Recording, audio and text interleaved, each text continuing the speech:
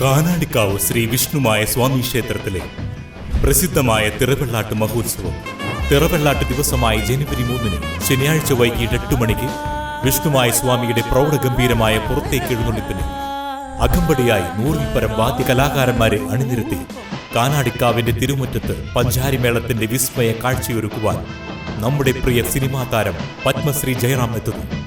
എഴുന്നള്ളിപ്പിന് അകമ്പടിയായി തിറയാട്ടവും മറ്റു ദൃശ്യവാദ്യ കലാരൂപങ്ങളും അരങ്ങേറുന്നു.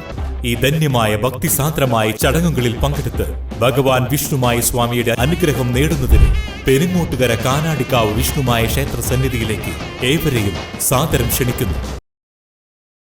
വലപ്പാട് മണ്ഡലം കോൺഗ്രസ് കമ്മിറ്റിയുടെ നേതൃത്വത്തിൽ തൊഴിലുറപ്പ് സംരക്ഷണ ജാഥയും ധർണയും നടത്തി.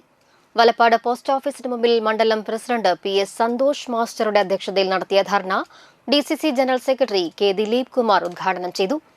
യോഗത്തിൽ ബ്ലോക്ക് ഭാരവാഹികളായ CR Arumughan, Shiva Pradeep, CV Vikas, Babu Kunnungal, Anitha Thrideep Kumar, Praveen Raveendran, Ismail Arakkal, block panchayat member Shamila Saleem, panchayat മെമ്പർമാരായ സുമേഷ് പാനാട്ടിൽ, ഉഷ ബാബു, ഷഹർബാൻ PA, ഡേവിസ് വാഴപ്പള്ളി, മഹിളാ കോൺഗ്രസ് മണ്ഡലം president Meji Thomas, Ramesh Pallath, Shibu Nediyirippil, MS Saleem, Thomas EP തുടങ്ങിയവർ സംസാരിച്ചു.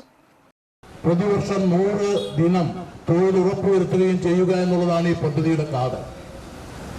ഒന്ന്, ഈ പദ്ധതി അതിന്റെ ഒരു സാമൂഹികമായ മുന്നേറ്റത്തെ നമുക്ക് കാണാതിരിക്കാൻ നിവൃത്തിയില്ല.